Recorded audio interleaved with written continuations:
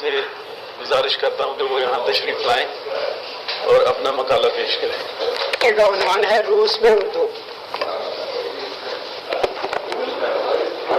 میں ایک چیز کی وضاحت کر دیتا ہوں ابتدا میں ہی. جتنا میں نے زیر تحریر لایا ہے یہ روس میں اردو کی انتہا نہیں بلکہ یہ میری معلومات کی انتہا ہوگی. روس میں اردو کے مطالعے کی ابتدا 19ویں صدی کے اواخر میں ہوئی.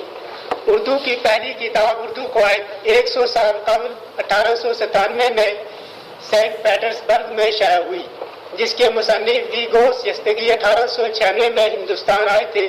اس وقت روس میں اردو اور ہندی کو ہندوستانی کہتے تھے. اس کی وجہ یہ تھی کہ روسی ماہرین شرقیات اپنے کام کے لیے روسی کتابوں کے علاوہ انگریزی مصنفین کی لکھی ہوئی اردو درسی کتابیں بھی استعمال کرتے تھے، جن میں یہ لفظ بڑے پیمانے پر رائج ہوتا تھا اور وہ روسی ادب میں آنے لگا.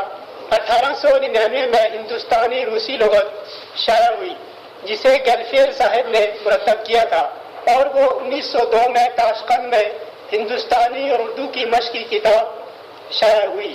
ان تصانیف کی قدر و قیمت سے انکار نہیں کیا جا سکتا کیونکہ یہ اردو گرامر اور درسی کتابیں لکھنے کی اولین کوشش تھی. ڈاکٹر وکٹر فیلیمنوف اس سلسلے میں رقم تراز ہے. کوٹ 1917 میں سوویت اقتدار کے قیام کے بعد اردو کی تعلیم و تحقیق کا کام وسیع پیمانے پر شروع ہوا. اکتوبر انقلاب کے بعد سوویت روس میں بھارت کی قومی تحریک آزادی، عوام کی تہذیب، تاریخ ادب، زبان کے مطالعے میں گہری دلچسپی لی جانے لگی اور اس کے نتائج جلد ہی ظاہر ہونے لگے. انکوٹ 1920 عیسوی میں روس کے رہنما وی لینن نے ماسکو میں زندہ مشرقی زبانوں کے انسٹیٹیوٹ کے قیام کے بارے میں فرمان پر دستخط کیے. اس کام میں بڑا کردار روسی مشہور ادیب اور سماجی کارکن میکسم گورکی نے ادا کیا تھا. 1925 میں یہ ادارہ قائم ہوا. اس ادارے میں 6 شعبے منظم ہوئے: عربی، فارسی، اردو، ترکی، چینی اور جاپانی. بر صغیر ہند کی جدید زبانوں میں صرف اردو پڑھائی جا رہی تھی. انسٹیٹیوٹ میں صرف 4 سال کی تعلیم تھی. 1926 میں سالگرہ کے موقع پر ماسکو انسٹیٹیوٹ نے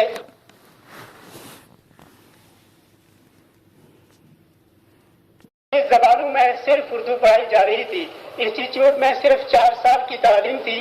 1926 میں سالگرہ کے موقع پر ماسکو انسٹیٹیوٹ نے ایک کتاب حوالہ شائع کی جس میں اردو کے قیام، تعلیم و نصابی پروگرام کے متعلق کافی دلچسپ معلومات فراہم کی گئی تھی.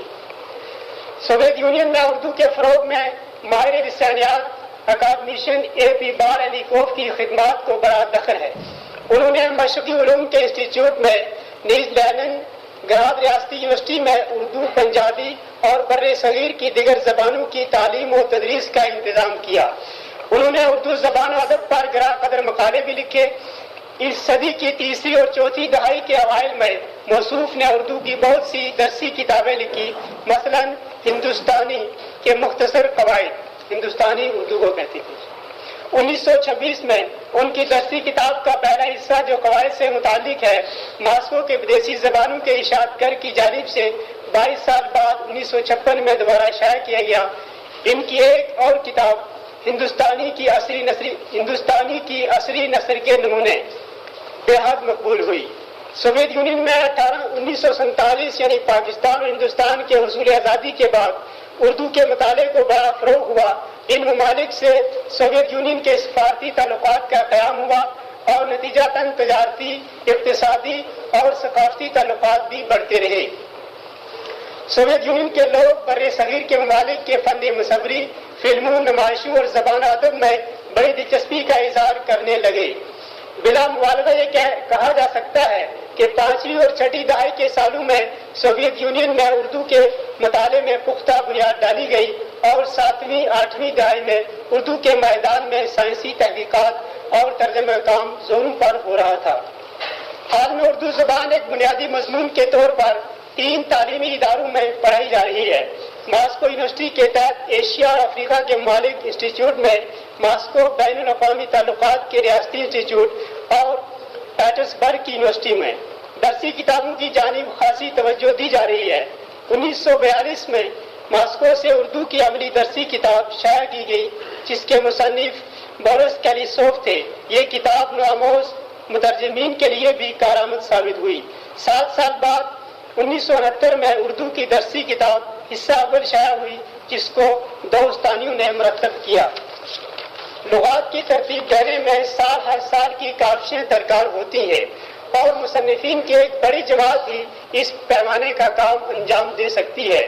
چنانچہ 1951 میں اردو روسی لغات شائع ہوئی جو بیکرو فنی اور اکادمیشن بارانیکوف کی کاوشوں کا نتیجہ ہے۔ 1964 تک یہ لغات وسیع پیمانے پر استعمال ہوئی۔ اس کے بعد نئی اردو روسی لغات شائع ہوئی جو 30,000 الفاظ پر مشتمل ہے۔ اس کی تصنیف و تالیف میں روسی مستشرقین کی خاص جماعت نے حصہ لیا۔ اس کا پیش لفظ فیض احمد فیض نے لکھا ہے۔ زویا انصاری اس لغات کے ایڈیٹر تھے۔ اس وقت وہ بدیسی زبانوں کے ماسکو اشاعت گر میں مترجم کی حیثیت سے کام کر رہے تھے۔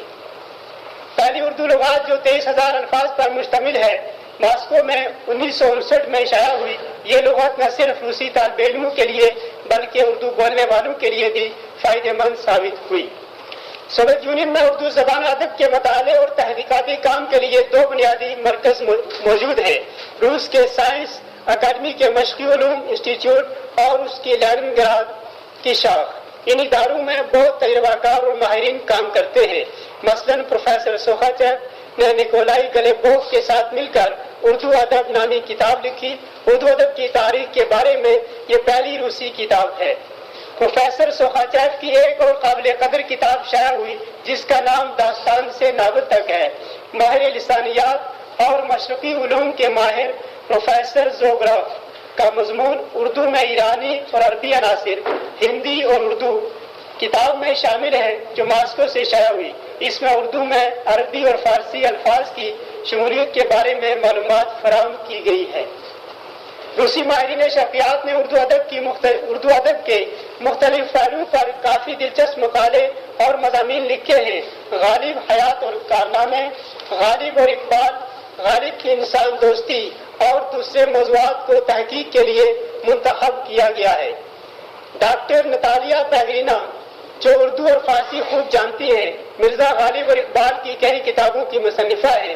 کئی سال ہوئے روسی زبان میں ایک بڑی کتاب شائع ہوئی تھی جس میں غالب اور ان کی شاعری پر لکھے ہوئے مضامین شامل ہیں۔ ان میں 30 سے زیادہ سوویت ہندوستانی اور پاکستانی محققین اور ادبا شامل ہیں جن میں پروفیسر مجیر، پروفیسر اعلی احمد سرور، زویا انصاری، ڈاکٹر خورشید الاسلام، علی سردار جعفری، KM اشرف وغیرہ قابل ذکر ہیں۔ مرزا غالب کا روسی ترجمہ بھی ہوا جو کتابی صورت میں شائع ہوا ہے۔ اسی ضمن میں ڈاکٹر وکٹر فلیمنگوف ایک جگہ لکھتے ہیں یہ بات قابل ذکر ہے کہ 1924 میں مشرقی مجموعات نامی ایک روسی رسالے کی پہلی جلد میں مرزا غالب کی 6 غزلوں کے نثری ترجمے ہوئے جن کی مترجم کلیا کینا اور کوندراتیوا تھی۔ انہوں نے پیش لفظ میں اس عظیم شاعر کی زندگی اور شاعری پر اظہار خیال کیا ہے۔ سوویت یونین میں غالب کی تحقیقات پر پہلا مقالہ تھا۔ بعد میں اردو شناس مترجم وی کراشینیکوف کے ساتھ اردو سے روسی میں طوطا کہانیاں اور دوسری لوک کہانیاں ترجمہ کی اور ان کو کتابی صورت میں شائع کیا۔ سوویت یونین میں ترجمے کا کام خاص طور پر چھٹی دہائی کے زمانے میں بڑھنے لگا۔ 1954 میں غیر ملکی ادب کے اشاعت گر نے ہندوستانی اور پاکستانی اردو ادیبوں کی مختصر کہانیوں کا ایک مجموعہ شائع کیا جس میں احمد ندیم قاسمی، علی سردار جعفری، کرشن چندر وغیرہ کی تخلیقات شامل تھی۔ اس کی تعداد اشاعت 9000 تھی اور یہ مجموعہ قارئین نے بے حد پسند کیا۔ 1957 میں اسی پبلشنگ ہاؤس نے احمد ندیم قاسمی کے افسانوں کا مجموعہ طلائی مہر کے نام سے شائع کیا۔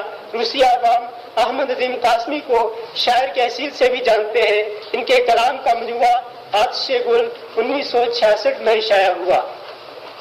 1965 میں پاکستانی ادیبوں کے افسانوں کا ایک مجموعہ شائع ہوا۔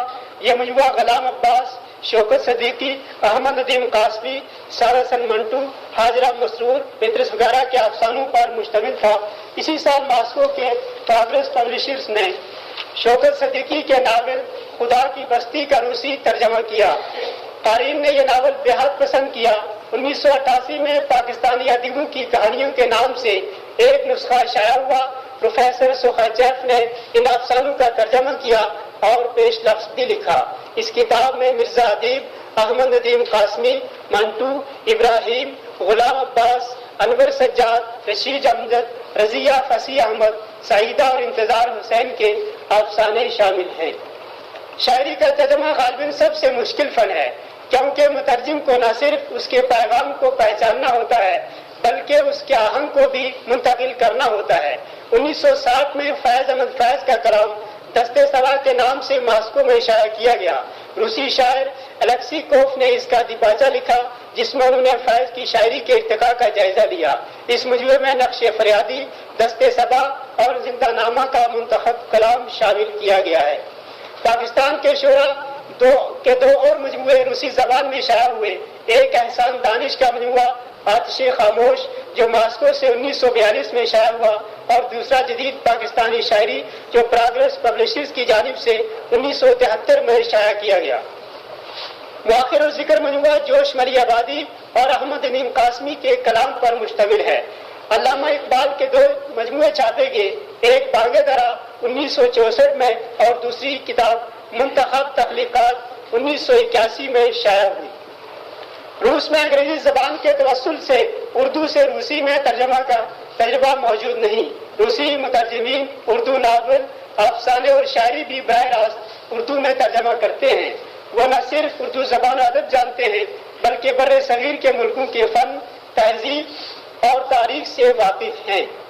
जहाँ तक उर्दू शायरी का सवाल है तो तर्जमे के अमल में आमतौर पर दो आदमी हिस्सा लेते हैं।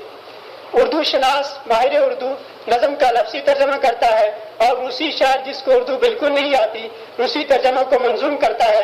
खुदा का शुक्र है आजकल रूस में ऐसे उर्दूदान नमूदार हो रहे हैं जो खुद मंजूम तर्जमा करने की सलाहियत रखते हैं। इनमें एक अनोफरी तुफ है, उन्होंने मॉस्को यूनिवर्सिटी से उर्दू की तालीम हासिल की और अब बैनुल अक़वामी ताल्लुकात के इंस्टीट्यूट में उर्दू पढ़ाते हैं। वो उर्दू गज़लों और नज़्मों का रूसी में मंजूम तर्जमा कर सकते हैं। 1985 में मशरक़ी मजमुआ नामी रिसाले में मौसूफ ने रूसी में उर्दू मुसन्निफा फहमीदा रियाज की कई नज़में तर्जमा कर के शाया की और जरीदा सारी दुनिया 1988 में अनोफरी तुफ ने सईदा गज़दर की नज़मों का रूसी तर्जमा भी शाया किया। रूस के रिसालों में उर्दू अफसाने या शायरी के नमूने वक्तन फ़वक्तन नजर आते हैं और रूसी क़ारीन उनको दिलचस्पी से पढ़ते हैं, जिनमें गैर मुल्की अदब सारी दुनिया जैसे आम रिसाले काबिल जिक्र हैं।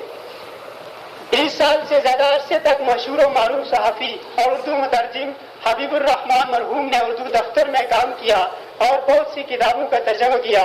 शायरी के तर्जमे के लिए मुतरजिम में मशाक़ी और सलाहियत होनी चाहिए कि अपने तर्जमे को शेर का आहंग और नगमगी दे सके।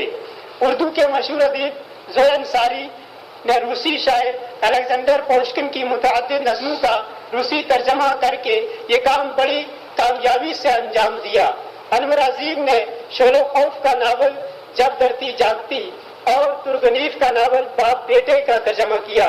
खदीजा अजीम ने उर्दू क़ारीन को पुश्किन के नावल कप्तान की बेटी से रोशनास कराया।